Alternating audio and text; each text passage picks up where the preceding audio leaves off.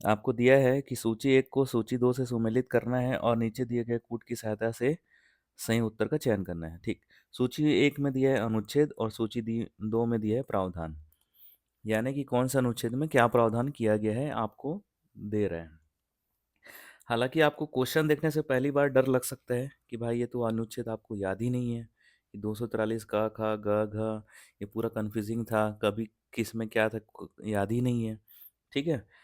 तो फिर भी अगर आप क्वेश्चन देख के डर रहे हो तो इसको छोड़ना नहीं है, ऑप्शन आपको इजी दिया गया है।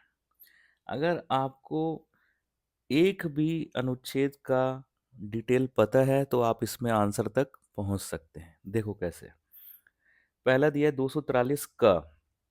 ठीक है। 243 का में सामने दिया है पंचायतों की संरचना, 243 खा में दिया है सीटों का आरक्षण, 243 गा में दिया है पंचायतों का गठन और 244 घा में दिया है ग्राम सभा। ठीक।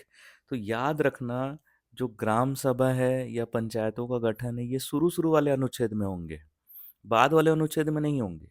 क्यों? क्योंकि भाई किसी संस्था का आप गठन करोगे उसी के बाद तो उसके बारे में डिटेल बताना शुरू करोगे कि इस संस्था में इतना आरक्षण है, इसकी संरचना ऐसी होगी, इसका चुनाव ऐसे होगा। यानी स्टार्टिंग के जो आर्टिकल होंगे, अनुच्छेद होंगे, उसमें उसका गठन के बारे में होगा।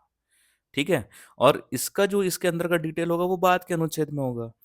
तो ठीक है, देखो 243 का और खा हमारे पास है, तो या तो पंचायतों का गठन होना चाहिए का में, या तो ग्राम सभा का होना चाहिए।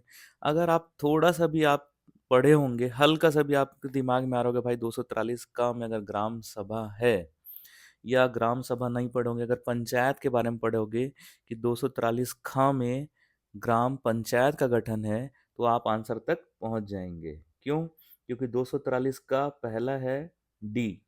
ठीक है। और 243 खा है ग्राम पंचायत का गठन। ठीक है। अगर आपको एक भी मैच हो गया कि भाई 243 खा में पंचायत का गठन है, यानी सी का होना चाहिए दूसरा, है ना। सी का क्या होना चाहिए दूसरा, या तो डी का होना चाहिए पहला। और ये आपको आंसर दिया गया है किस में? ये आपका आंसर दिया गया है सी में।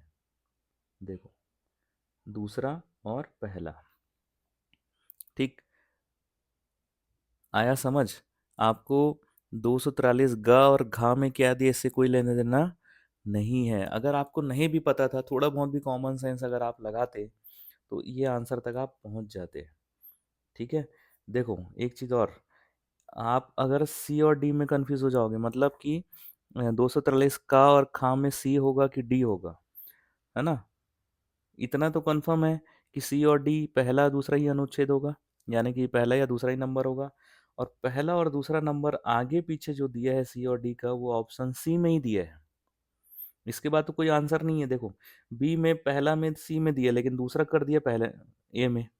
बात समझ रहे हो? और ए में क्या दिया है? पंचायतों की संरचना। नहीं, ऑप्शन सी ही फिट बैठेगा। ठीक।